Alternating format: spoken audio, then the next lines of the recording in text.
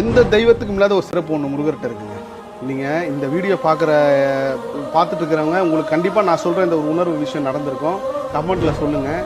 என்னென்னா எக்ஸ்ட்ரீம் லெவலுக்கு போயிடுவீங்கல்ல, அப்போ போயிட்டு உங்கள் வாழ்க்கையில் ஒரு சின்ன பிரச்சனை வந்துச்சுன்னு வச்சுங்களேன். ஒரு பஸ்ஸில் போயிட்டுருக்கீங்களோ, இல்லை ஒரு கார்லேயோ, இல்லை ஏதோ ஒரு காட்டுக்குள்ளேயாவே இருக்குண்ணே, இல்லை ஒரு வீட்டில் இருக்கீங்களோ, இந்த மாதிரி இருக்கு முருகா என்ன பண்ணுறதுன்னு தெரியலன்றப்போ உங்களுக்கு ஏதாவது ஒரு இடத்துல ஒரு வண்டிலையோ, வண்டி பின்னாடியோ, இல்லை மயிலோ, இல்லை யாம் இருக்க பயமேன்ற ஒரு வாசகமோ, இல்லை ஒரு முருகர் படமோ ஏதாவது ஒரு ரூபத்தில் உங்களுக்கு அது தெரியும். அது என்ன சொல்ல, நான் இருக்கேன், நான் பார்த்துக்கிறேன் அப்படின்னு அந்த அந்த இந்த உணர்வு வந்து சொல்லும். இது முருக பக்தர்களுக்கு மட்டுமே உணரக்கூடிய விஷயம்.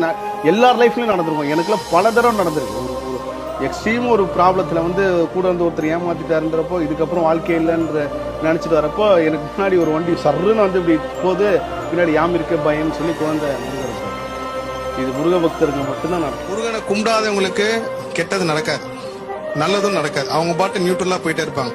எப்ப நீங்க முருக பக்தியில ரொம்ப உள்ள வரீங்களோ, அப்பதான் முருகர் என்ன பண்ணுவார்னா, உங்க பக்தி உண்மையானதா, உங்க பக்தி முழுசா நம்பிக்கையானதான் செக் பண்றது அந்த சோதனையை தவிர, அது நம்மளை வருத்துறதுக்கோ இல்ல வந்து நம்மளை காயப்படுத்துறதோ கிடையாது.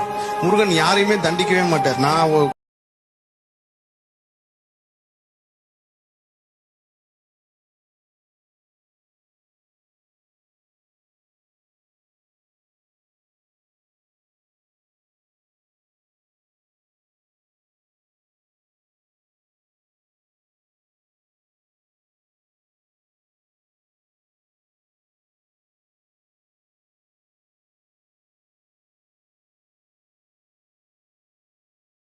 கவலைப்படாதே, உன்னை வெறுத்தவர்கள் முன் நீ வாழ்ந்து காட்டுவாய். என்னை மனதார நினைக்கும் பக்தனை நான் கைவிட்டதில்லை.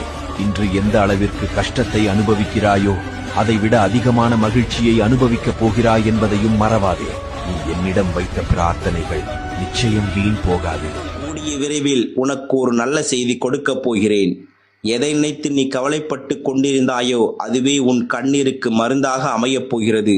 அதனால் கவலைகளை விட்டு தைரியமாக இரு. நான் ஒருபொழுதும் நீ முதல் உனக்கான நல்ல நேரம் தொடங்கிவிட்டது. உடல், மனம், பணம் ரீதியான உன்னுடைய அனைத்து கஷ்டங்களும் இன்றிலிருந்து நீங்கும். இனி சகல நலமும் வளமும் பெற்று சிறப்பாக வாழ்வாய். பொறுமையாக இருங்கள். உங்களுக்காக எழுதப்பட்டவை உங்களை வந்து மீண்டும் ஒரு நல்ல பதிவில் சந்திக்கலாம். Bye friends.